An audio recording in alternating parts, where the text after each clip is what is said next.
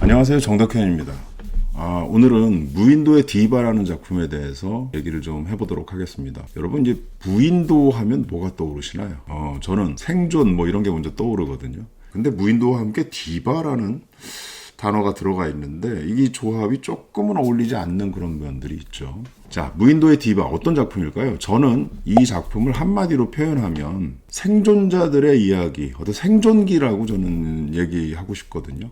어떤 거로부터의 생존기인가? 여기 나오는 인물들이 등장을 하는데 서모카와 정기호라는 두 인물이 가정폭력의 어떤 피해를 당하고 있는 어떤 인물들인데 이 인물들이 거기서부터 뭔가 생존해 가는 그런 생존기에 대한 이야기를 담고 있다고 생각합니다. 그러니까 무인도라고 그냥 쓴 것이 아니라는 얘기죠. 이 드라마는 사실은 개연성이 있는 어떤 스토리 이런 것들을 갖고 있다고 생각되지는 않습니다. 왜냐하면 사실 그렇잖아요. 섬에서 무인도에 표류가 돼서 15년 동안 살다 나온다는 게 사실은 현실적인 이야기라고 보기는 좀 어렵겠죠. 그래서 저는 왜 굳이 이 드라마가 무인도 설정을 하고 무인도에 들어가서 15년 동안 살다 나온 소녀에 대한 이야기를 굳이 했는가 하는 그 은유적인 부분들이 상당히 중요하다고 생각합니다. 그게 뭘까요? 결국 생존기라는 거죠. 가정폭력으로부터 벗어나기 위해서 섬을 빠져나오다가 아버지가 끝까지 쫓아오니까 결국 어떻게 해요? 바다로 뛰어들면서 그로 인해서 외딴 섬에 무인도에 표류하게 되고 거기서 15년을 살다 나온 소녀에 대한 이야기. 여기에 그 또 한 인물이 정기호라는 인물인데 정기호는 이 서모카라는 친구의 어떤 음악적인 재능을 알게 되고 그 친구의 꿈을 이루어지게 하기 위해서 아버지의 가정폭력으로부터 벗어나서 도시로 가서 이 서모카라는 친구가 추종하는 윤란주라는 가수를 찾아가게 하려고 그걸 도와주는 인물이거든요. 그러니까 가정폭력으로부터 뭔가 구조해주는 과정들 이런 것들을 해주는 인물이라고 볼 수 있는데 정기호란 인물 자체도 가정폭력의 피해자입니다. 그 아버지가 경찰이지만 상습적으로 아들에 대한 어떤 폭력을 가하죠. 그래서 이 정기호는 아버지 몰래 아르바이트를 해서 모은 돈으로 섬을 도망칠 생각을 하고 있는데 똑같은 처지에 있는 서모카를 보고 어떻게 해요? 자기 일처럼 생각을 하는 거죠. 그래서 그 서모카를 탈출시키는 걸 도와주는 그런 인물로 그려지고 있습니다. 그러면 정기호도 역시 뭔가로부터 생존기를 그리고 있다라고 볼 수 있는데 그거 역시 가정폭력으로부터의 생존기를 그리고 있다라고 얘기할 수 있습니다. 흥미로운 건 서모카가 15년 동안 무인도에서 살아남고 거기서 구조돼서 나온 그런 과정을 보여준다면 그 과정 동안 정기호는 뭘 했을까요? 정기호는 도시로 나와서 도시에서 살아가는데 이 아버지의 눈을 피해서 살아가죠. 그러기 위해서 어떻게 하냐면 물론 이 정기호뿐만 아니라 정기호의 가족들까지 다 가정폭력의 피해자라고 볼 수 있는데 이 가족들이 그 폭력을 피하기 위해서 신분을 세탁하는 뭐 이런 선택을 하게 되는 거죠. 그래서 이름을 다 바꾸고 완전히 다른 곳에서 살아가는 아버지의 눈길로부터 피하기 위해서 이제 그런 선택을 하게 되는 거죠. 서모카가 무인도에서 탈출하려고 하는 무인도에서의 생존기를 그렸다면 정기호 역시 도시에서 살고는 있지만 무인도에서 사는 거와 똑같은 삶을 살았다고 볼 수 있는 거죠. 왜? 자기 신분을 드러내고 살 수 없는 삶을 살았기 때문에 그렇다고 볼 수 있습니다. 그래서 이제 이 서사는 어떻게 되냐면 이 두 인물이 결국은 만나는 이야기일 수밖에 없는 거죠. 그 인물이 다시 만나서 본인의 어떤 하고 싶었던 꿈을 계속 꿀 수 있고 자유롭게 꿀 수 있고 또 그런 가정폭력의 어떤 굴레에서 벗어나서 좀 더 자유롭게 자기가 하고 싶은 꿈을 이뤄나가는 이야기 이런 것들을 이제 무인도의 디바가 그리고 있다고 볼 수 있습니다. 무인도가 등장하기 때문에 자연스럽게 이 작품은 또 한 가지의 어떤 새로운 그림들을 펼쳐내는데 그게 뭐냐 하면 도시의 삶과의 어떤 대비 구조 같은 것들을 만들어냅니다. 무인도의 삶이라는 건 뭐예요? 생존의 삶이잖아요. 이 생존은 어떤 거냐 하면 아주 본연적인 생존. 그래서 먹고 살아내야 되고 그 다음에 그 추위로부터 버텨내야 되고 이 잠잘 곳을 찾아야 되고 뭔가 동물이 습격을 하면 거기부터 피해서 뭔가 살아남아야 되는 이런 생존, 기본적인 생존 욕구를 해결해야 살 수 있는 삶이라면 도시의 삶은 뭐예요? 굉장히 문명적인 삶이라고 볼 수 있는데 도시는 그런 자연적인 삶을 넘어서서 뭔가 플러스 알파, 욕망에 대한 부분들. 그래서 뭔가 그 욕망을 이루기 위해서 타인을 배신하기도 하고 타인을 이용하기도 하고 때로는 버리기도 하는 그런 좀 비정한 세상이라는 거죠. 그래서 무인도와 도시를 비교를 하면 우리가 머릿속으로 생각하면 무인도가 더 엄혹한 환경이라고 생각이 되는데 여기는 이걸 비교점으로 놔두니까 도시의 삶도 무인도만큼 굉장히 치열하고 어렵구나라는 것들을 또 비정하구나라는 것들을 좀 볼 수 있게 만드는 거죠. 그래서 우리가 무인도 하면 떠올리는 두 가지 감정이 있잖아요. 하나는 이곳으로부터 벗어나고 싶다라는 게 첫 번째. 그래서 사람을 만나고 싶다라는 게 첫 번째지만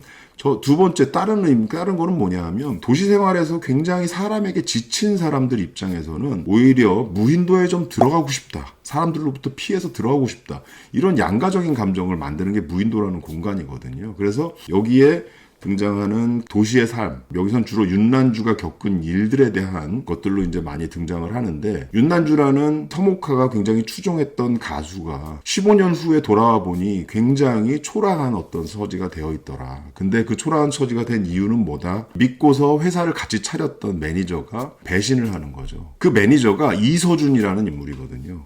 이서준이 난주 엔터테인먼트에서 RJ로 이렇게 이름을 바꾸는 그 행사에서 프레젠테이션을 하면서 이런 얘기를 합니다. 거기서 뭐라고 얘기하냐면, 사람들은 보통 꽃봉오리가 만개하는 것까지 보고 싶어 합니다. 시들기 시작하면 관심을 끊어요. 자, 그럼 엔터사는 어떻게 해야 할까요? 꽃이 시들기 전에 얼른 다음 꽃을 심어야죠. 이게 바로 지금 현재 우리가 살고 있는 도시의 아주 비정한 삶이라는 겁니다. 사람에게 어떤 가치, 가격을 매겨놓고 그런 어떤 유통기한이 끝나거나 아니면 더 이상 값어치가 없어진다고 생각되면 가차없이 버리거나 대치하는 것. 인간도 일종의 상품화되는 거죠. 그래서 그런 삶을 우리가 살고 있다고 보는 거고, 여기 들어있는 이 이서준이라는 인물은 그런 도시의 삶을 아주 대변하는 인물이라고 볼 수 있습니다. 그럼 정반대로 무인도에서 갓 나온 이 도시의 삶과 완전히 다른 자연의 삶을 대변하는 인물은 당연하게 서모카가 되겠죠. 그래서 서모카가 초라해진 윤난주에게 다가가서 뭐라고 얘기하냐면, 시상에 언니 팬이 딱 하나 남았다고 하면 언니, 응? 그것은 서모카고요. 언니 팬이 없다고 하면 그것은 이 서모카가 세상에 없어져부터 치면 돼요. 이렇게 얘기하거든요. 이런 말들이 사실은 의외로 드라마를 보는 시청자들의 마음을 좀 울컥울컥하게 만드는 부분이 있습니다. 왜 그러냐 하면, 많은 분들이 실제로 그 뭐 회사 생활을 하시는 분들이나 사회생활을 하시는 분들이 다들 약간 느끼는, 뭐라고 해야 되나요? 불안감 같은 것도 있고, 또 어떤 면에서는 좀 소외감,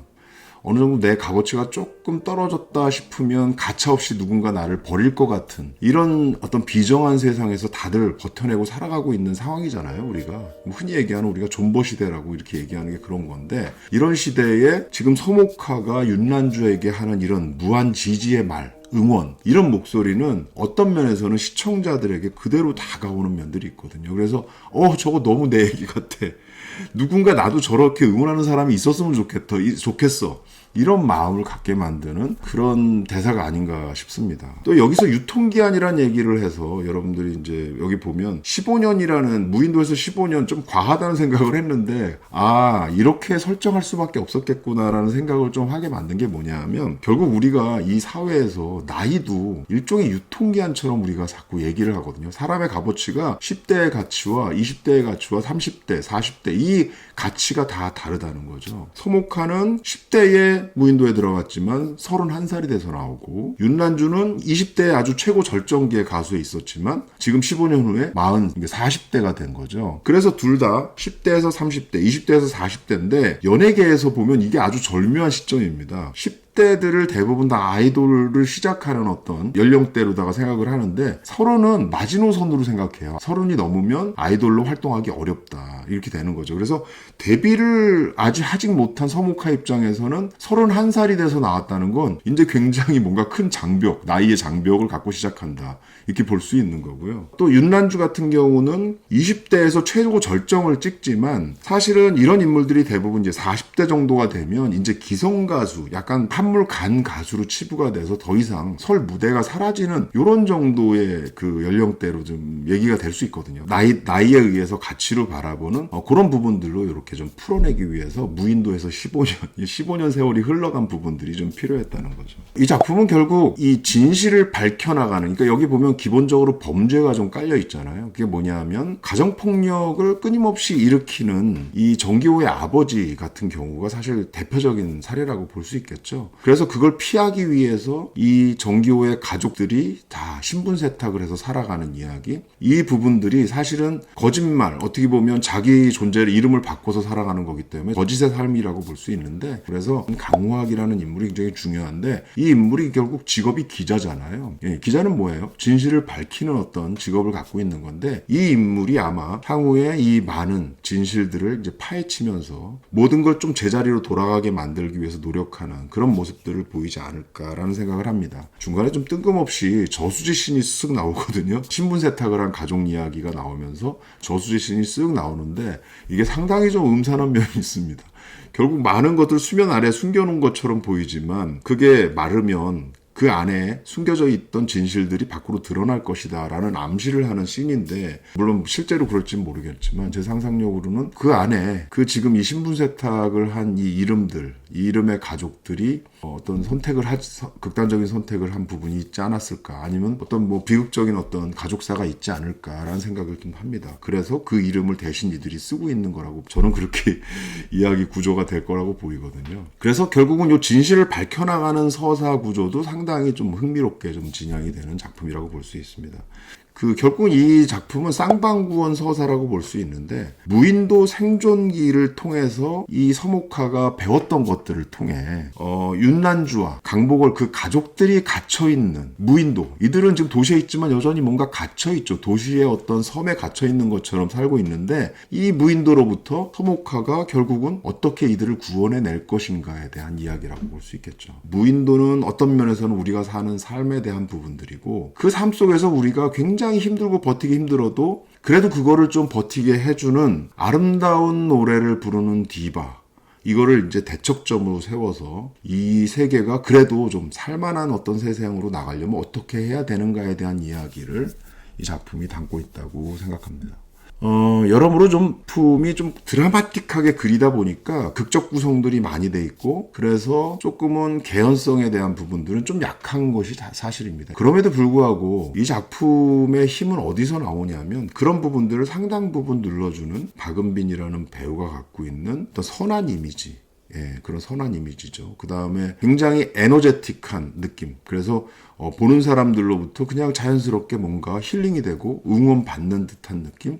이런 걸 주는, 배우가 주는 에너지가 저는 만만치 않다고 생각합니다. 그래서 물론 연기는 기본적으로 우리가 다 알잖아요. 이 우영우서부터 그 이전에 뭐 스토브리그나 이런 많은 작품들을 통해서 연기는 이미 검증됐다고 보는 거고, 그 위에 이 작품에서는 이 배우만이 갖고 있는 어떤 밝은 에너지, 이게 좀 굉장히 큰 힘을 발휘하는 작품이라고 저는 보고 있습니다. 마지막으로 이 작품이 최근 좀 불미스러운 얘기가 좀 나왔죠. 그게 뭐냐 하면, 제작 현장에 대한 부분들을 잘 정리하지 않은 부분들이 그대로 방치되고 있어서 거기에 대한 논란들이 많이 나왔는데, 사실 요즘 작품은 작품 안에서만 우리가 끝나는 것이 아닙니다. 작품 바깥에 실제 촬영 과정이라든지 이런 것들까지 잘 운용이 되어야 그것이 또 작품에서도 다 시너지를 발휘한다고 보거든요.